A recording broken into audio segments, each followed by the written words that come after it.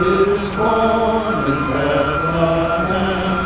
Hark the herald angels sing, glory to the newborn King. So we had a parishioner in our church that basically contacted us and said we'd like to put the Nativity on the Capitol grounds. I said, what an interesting concept. I did not realize that in memorable history, that hasn't happened. And so I went ultimately to the state, was able to secure a permit.